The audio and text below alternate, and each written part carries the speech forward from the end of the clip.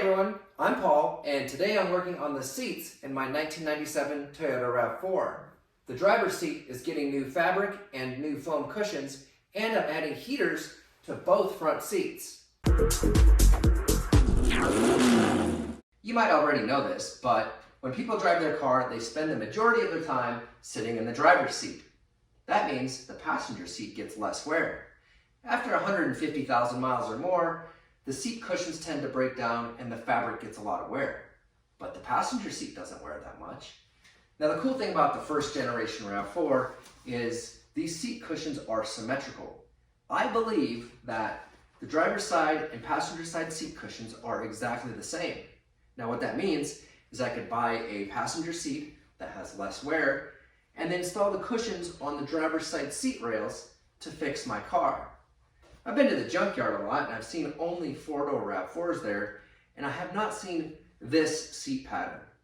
I got lucky, and Mark in Georgia bought a 1998 two-door RAV4 from Florida that was too rusty to repair, so he parted it out.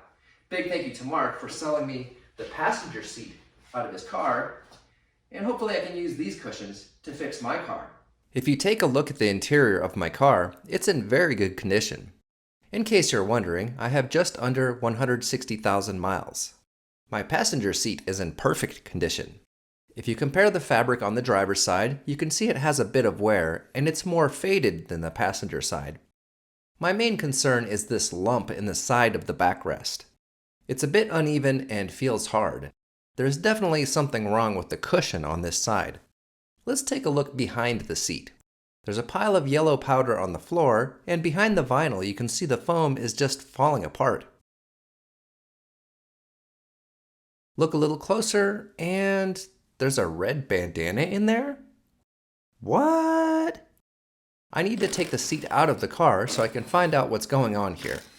Remove the 4 seat rail bolts, and don't forget to unplug the seatbelt light connector. Taking off the lower cushion is easy. Get the wire out of the way and remove 4 bolts that attach the seat rails. And that's it, the lower cushion is out. There's a lot more going on when removing the seat back. All the plastic trim has to come off first.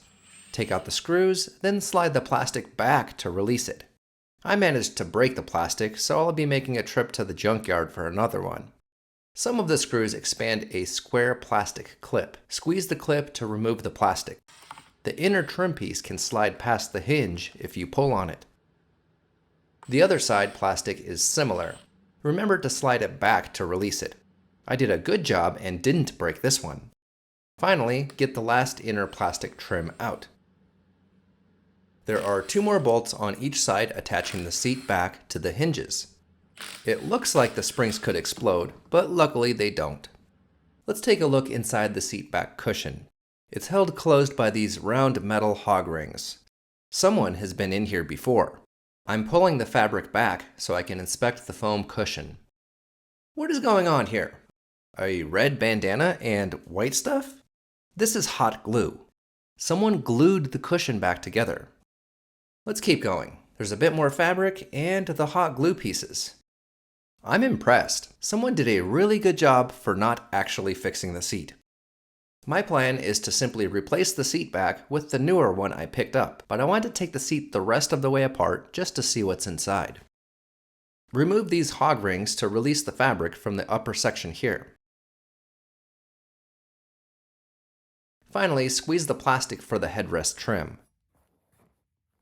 Pull the headrest trim plastic up, then you can remove the fabric from the seat. Obviously, this foam is done.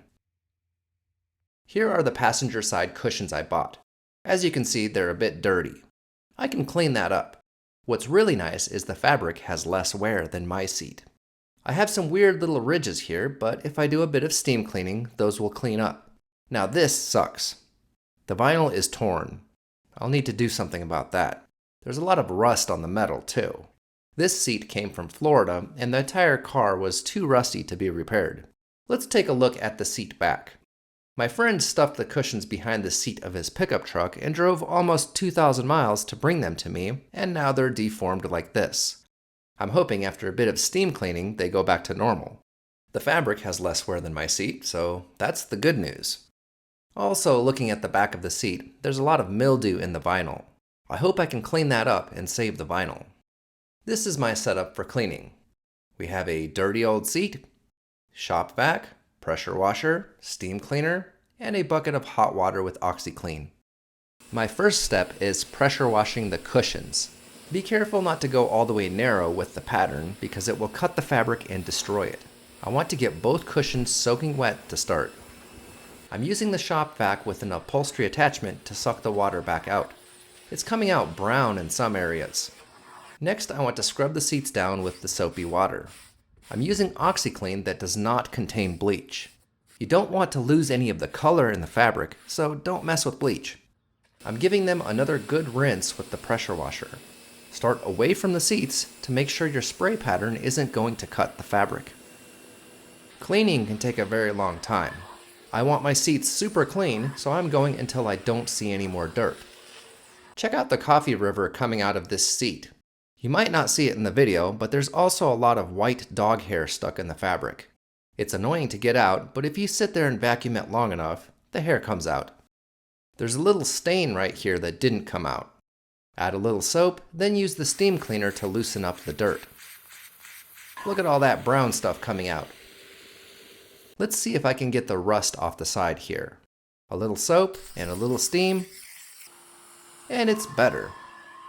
My next challenge is getting the mildew out of the vinyl. Start by scrubbing it with OxiClean, then scrub it with the steam cleaner. I went back and forth with the pressure washer and vacuum a couple times until it started looking cleaner. Alright, it looks like the stains and the mildew are gone. I vacuumed the seats as much as I could, and now they're out in the sun drying. It's 90 degrees out here, a little breezy, and no humidity. Perfect conditions for drying the seats. Notice the cushions went back to their normal shape after cleaning, and this seat is very clean. This fabric is in excellent condition. I got all the dog hair out and the mildew off the back of the seat. The lower cushion also looks really nice. The only problem I have left is this torn vinyl. Here I have my old seat cushion on the left and the new one on the right. The new cushion is a slightly darker color and looks worse initially, but if you look closer at the old cushion, you can see the foam is crumbling. Somebody fat sat in this for a long time. This seat came from Florida and there was a lot of rust, but it's a passenger seat and didn't get much use. The foam is less worn. Let's look at the seat fabric. The pattern on the left is more faded. The one on the right looks better. My car spent most of its time in a dry climate, so my old seat looks better on the inside. The new seat from Florida has very rusty listing wire, and the listing fabric is rotted. Mike Harris Upholstery sewed in new listing fabric for me and moved the good vinyl over from the old seat cover to the new one. I'll move the less rusty listing wire over to the new seat cover. While I had my front seats taken apart, I decided it would be a good idea to add heated seats. These are seat heaters from a 2002 Toyota Avalon. I cut them out of a car at the junkyard. Let's start with a resistance check. The lower heater has a resistance of 5.15 ohms. The upper heater measures 4.95 ohms. You can't calculate the power use of heaters by using these resistance measurements. This test lets me know I have continuity and the wire is not broken. When the wire in the heater gets hot, the resistance goes up. I need to measure current with the heaters on. These jumper cables are connected to my car battery, and I also have a battery charger on. It's at 13.2 volts. I'm connecting the seat heaters to the battery, but the negative side is going through my multimeter so I can measure amperage. Be careful with this test because most meters can only handle 10 or 20 amps. If you do more than that, you'll blow the fuse inside the multimeter. These heaters draw 4.1 amps from the battery for one seat. They're 54-watt heaters, but the amperage number is more useful. The heaters look like they're using electricity, but will they warm my bum? I've had the heater connected directly to the battery for about a minute. The workbench is about 60 degrees Fahrenheit. Over here we have 80 degrees. About 84 degrees right here, 84 degrees there. I'm reading 81 here. Moving over to the lower cushion, on the edge I'm seeing 80 degrees. 112 degrees closer to the connector, 79 over here, and 82 on the other side. All the sections of the seat heaters get warm and there are no dead spots. I can go ahead and install this heater in my seat. Most car seat covers are held onto the frame with hog rings. It's a little metal ring that gets bent in a circle. I bought 420 of them, which is much more than my car needs, but that's okay because they work on sausages, cages, and fences too. You'll need hog ring pliers to install the rings. These pliers have a groove that holds the ring as you bend it. Cutting the old hog rings is the easiest way to remove them. These mini bolt cutters work perfectly for that. I took my seats apart before I had the right tools, but this is how it looks when you use the cutters. Back to the seats. This is the better lower seat cushion for my driver's seat. The heater pad from the junkyards looks like it will fit, but I'll need to make a hole for the wiring. The wire will come out of the bottom of the seat. Next, let's tuck the middle section down into the groove. I added a few pieces of Gorilla Tape to keep the heater from moving when I install the seat cover. If you do this, don't cover the actual heater wire with tape. This bit of foam is trying to fall off, so I'll glue it back on with spray adhesive and tape. Here is the lower seat cover I'm installing. I had Mike Harris Upholstery sew on new listing fabric. That's the long white pockets that hold the metal pieces. They're called listing wire. The piece in the middle will get attached to the seat frame first. I noticed the hog rings I bought don't quite fit in the hog ring pliers. If I close them halfway with regular pliers, they will fit in the hog ring pliers. It's kind of hard to see, but there's a metal bar going across the seat under the foam, and the metal listing wire is inside the white fabric. The hog ring will go through the fabric and hold both of them together. First, get the hog ring to puncture the fabric and go around the listing wire. Then shove the pliers down into the seat far enough to catch the metal inside. Then squeeze the pliers to close the ring. You can pull on the cover to make sure the ring didn't miss. My hog ring pliers didn't close the ring very far, so I give it a squeeze with normal pliers just to be sure. The center listing wire takes 3 hog rings. I finished the other 2 and made sure they're secure. With the middle of the seat cover secured, I can move on to the sides. The side has 2 separate pieces of listing wire and 4 hog rings. I clipped in the other side with hog rings, and now it's time to flip it over. I installed the less rusty seat support, then pulled the fabric over the edges. The plastic piece snaps onto the edge of the metal. Now I'm ready to snap the front edge in. I wasn't very careful taking the cover off last time, so I have to use my pliers to flatten these bent slots first. Roll the seat cover over the edge, then the plastic will snap into place. The sides work the same way. The fabric in the corner has 2 hog rings holding it onto the frame.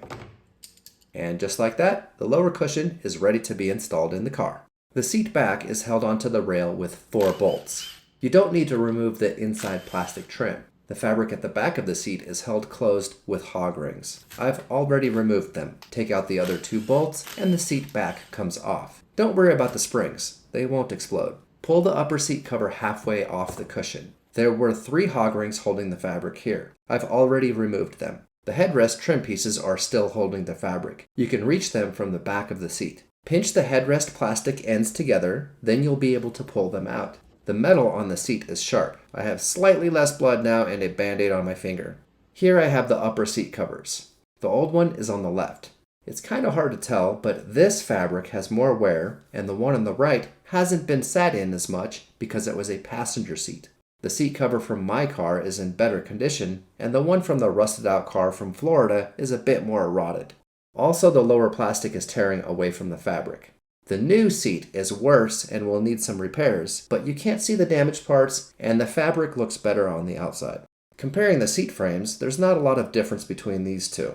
In a strange plot twist, the rusted out car had slightly less rust on the seat back than my car. The old seat has some tape on the frame. What's behind the tape? I gotta look. Oh, there's nothing. Comparing the foam, the new one is actually really good. The bolsters are starting to break down a bit, but it's not bad. Okay, let's look at my old seat cushion.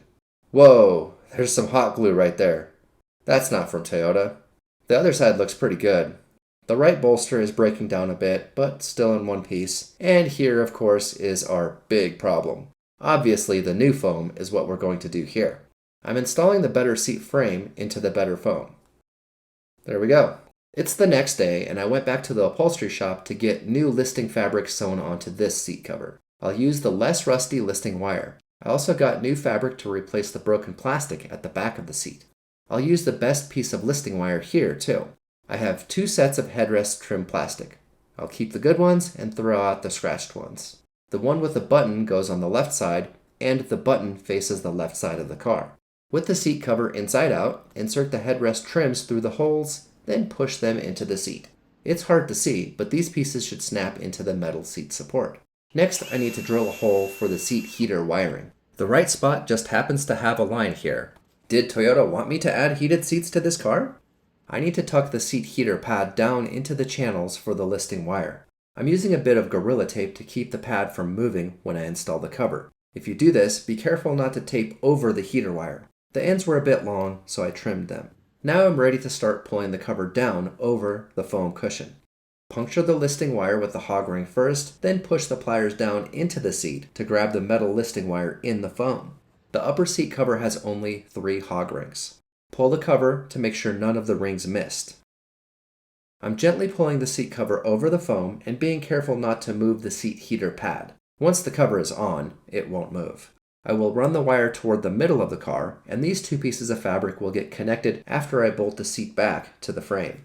Next, I need to figure out how to wire the heated seats. The upper and lower heaters connect to each other in parallel. I have 2 seats, and they draw 4.1 amps each. Toyota uses ground-side switches on a lot of things, so I'll do that too. I'll keep it simple and just wire the seats for on-off without a high and low setting. They'll draw 8.2 amps when both heaters are on. I need to answer 2 questions. How thick should the wire be, and what fuse should I use? I found a couple of wire gauge tables online to help. When you have a longer piece of wire, you need to also go with a thicker wire. The wiring for my heated seats will be less than 10 feet. You only need 18 gauge to carry 4.1 amps for 10 feet. According to the charts, the 18 gauge wire can carry enough current to support both seats. I will go with the next size up, 16 gauge wire, for 3 reasons.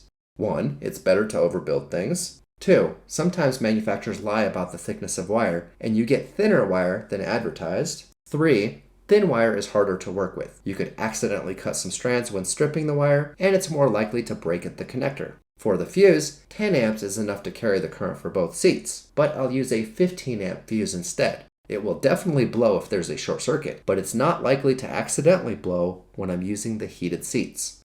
With the inside plastic trim already installed, line up the seat back with the seat rails and install 2 bolts on each side.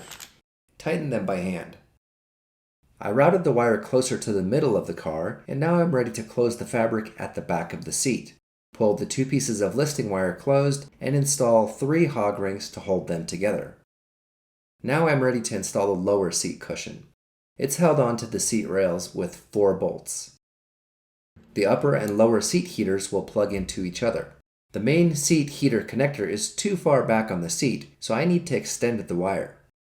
I added about 12 inches of wire to move the connector to the middle of the lower cushion. I tipped the seat all the way forward and made sure the wire reaches around the curve. I added a couple zip ties, and the connector is here in the middle of the seat. The plastic trim hooks into the center of the spring and slides toward the front of the seat. The shorter, fine thread machine screws go into the metal seat rail, and the longer, coarse thread screw goes into plastic. The other trim piece has to slide over the seat release handle first, then also hooks into the center of the spring and slides forward. Short screws go into metal, long screw goes into plastic. I installed seat heaters in both seats, and they're ready to go back in the car. But first, the car needs heated seat wiring and switches.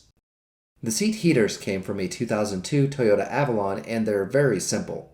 They only have 2 wires, so I'm going to connect them with an on-off switch. I won't have high and low settings.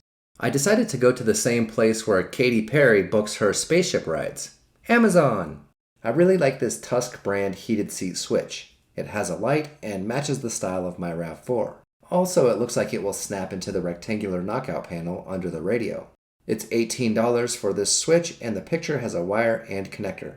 The exact same switch is also being sold as a Dorman heated seat switch for Infiniti and Nissan vehicles for $33. I paid $18 instead because I'm not dumb. And here are the switches I bought from Amazon. They look really nice. I like the style and they look like they'll snap right into the rectangular holes in my dashboard. The switch is easy to push and has a light. It's a 3-position switch, on, off, on. I don't need a high and low setting, so I'll just make up and down do the same thing. It did not come with a connector. Tusk is Rocky Mountain ATV's in-house accessory brand.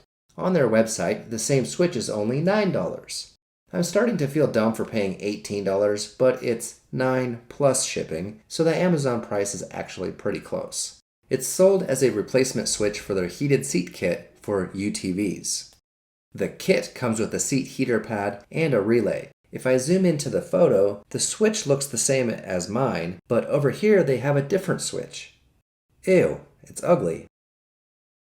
Back to the Dorman switch on Amazon. It doesn't come with a connector either, but it tells you which car it fits. All these Nissan and Infiniti vehicles used this switch for heated seats. I made a list of vehicles that used this switch and headed to the junkyard. I found the right connectors in a 1998 Infiniti i30. And they fit. I had some trouble figuring out how to connect the 4 wires in this switch. I took the switch apart to look inside. The white wire gets connected to gray in the up position and blue in the down position. The black wire is ground for the light, or it can be power. The light bulb is incandescent, so polarity doesn't matter. It gets weird though because this little roller also connects blue to black and shorts out the switch. I removed the roller and now I can use it to turn my heated seats on. I want the up and down positions to be the same, so I'll connect the gray and blue wires together. Up is on, middle is off, down is on. The light comes on in either position. My next challenge is finding a power source for the heated seats. There is a blank fuse holder here, and it has power, but it's hot at all times, and so is this whole row. I want my heated seats to turn off with the key. For example, the cigarette and radio fuse is off right now. In the accessory position, it's on, and in ignition, it's on. The radio turns off when the key is off. I want the seats to be on only in ignition. The wipers, for example, are off when the key is off, off in accessory, and only turn on with the ignition. I disconnected the battery, then used a small flathead screwdriver to push the release tab above the fuse box. The top fuse holder is empty, and there are 3 more below that are hot at all times. They get their power from these 2 white wires, which are actually spliced together up here. The power is on the left side of the fuses, then goes to 4 individual circuits.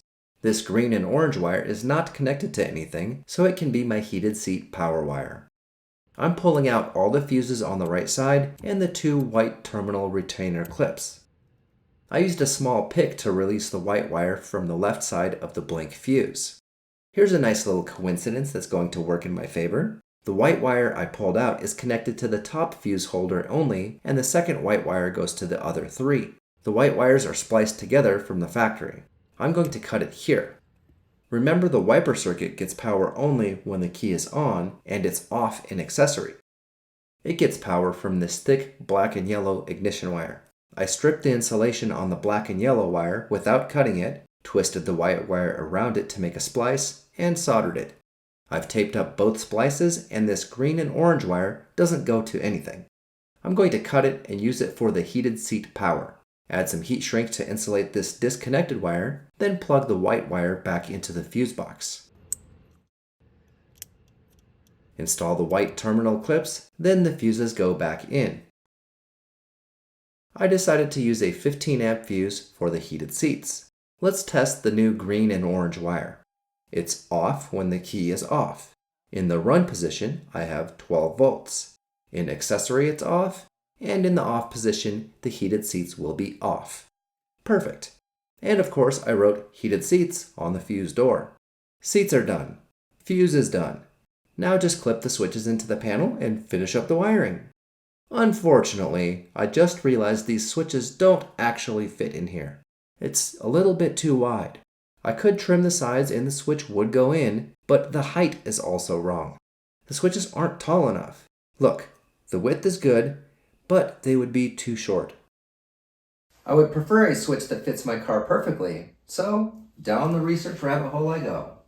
Before I measured anything, I ordered 2 of these heated seat switches from the Stark Industries store on Amazon. They have 2 separate LEDs. You can have the letters light up with the illumination circuit and have the seats turn red when they're on. These switches are available in many colors, including green that would match the gauges. If you visit the Stark Industries store, they have a lot of fun switches. Here are the popular ones. These are my favorites: UFO landing lights, Sasquatch lights, and zombie lights. Swamp mode is what happens when you use the heated seats in the summer. You can also eject your passenger or turn on government propaganda if you're into that kind of stuff. Unfortunately, I couldn't find a connector anywhere in the Stark Industries store. I guess they expect you to plug in 5 separate spade terminals. That's okay, the connectors are available from another seller on Amazon. You can connect the wires to the terminals and make your own connector. Here's the ugly aftermarket switch I just bought. This switch is also too wide to fit in the panel. The height is pretty close. It looks like the switch is 1 millimeter taller than the hole. I could trim the panel and the switch and make it work, but I don't like this style of switch. It's too big and bulky. Time to get a little more serious. Let's actually measure stuff. I measured the inside knockout hole and bezel size in my car using calipers. Inside dimensions are 19.8 millimeters by 38 millimeters, and the bezel size is 25 millimeters by 42.8 millimeters. Now back to shopping for switches. I found a part number on a Toyota forum for the Camry fog light switch 00550-35976. This is a Toyota part number. I also found this aftermarket switch made by Osnium that says it fits Toyota. I bought the last one they had. The Toyota switch fits the panel perfectly and snaps in. The Osnium switch is exactly the same size and also fits perfectly. Both switches have 2 terminals for switching and 1 for the light. I'm using 2 fog light switches. They have a very solid click. I finished the heated seat wiring in the car.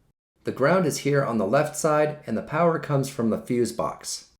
I used to tape aftermarket wiring to stock wiring to hide it and make it look like it came from the factory that way.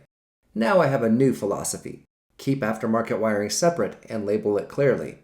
My switches will plug into these spade terminals and the heated seat connectors are back here.